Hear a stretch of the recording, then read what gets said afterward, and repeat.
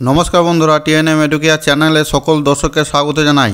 এই মুহূর্তের সবথেকে বিগ ব্রেকিং ও নতুন নিয়োগ সংক্রান্ত একটি আপডেট আপনাদের সামনে শেয়ার করতে চলেছি। ভিডিওটি ভালো লাগলে একটি লাইক দিয়ে চ্যানেলটি সাবস্ক্রাইব করে রাখুন পরবর্তীতে যে কোনো ধরনের জব রিলেটেড আপডেট পাওয়ার জন্য। তো চলুন আর দেরি না করে শুরু করি। আপনারা সকলেই জানেন যে রাজ্যে বিধানসভা অধিবেশন চলছে।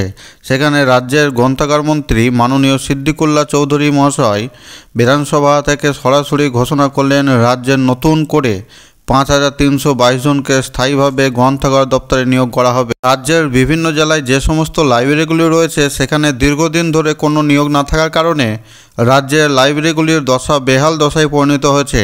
এই অবস্থায় রাজ্যের গ্রন্থাগার মন্ত্রী মাননীয় সিদ্দিকুল্লাহ চৌধুরী মহাশয় আজ বিধানসভা থেকে সরাসরি ৫,৩২২ জনকে স্থায়ীভাবে গ্রন্থাগার দপ্তরে নিয়োগ করা হবে বলে জানিয়েছেন।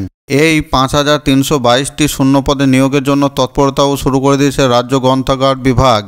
ইতিমধ্যে রাজ্যের কিছু জেলায় এই নিয়োগ সংক্রান্ত বিজ্ঞপ্তি বার করেছে গ্রন্থাগার বিভাগ, আর বাকি জেলাদের খুব তাড়াতাড়ি নিয়োগ বিজ্ঞপ্তি বার করবে বলে জানিয়েছেন রাজ্যের মন্ত্রী।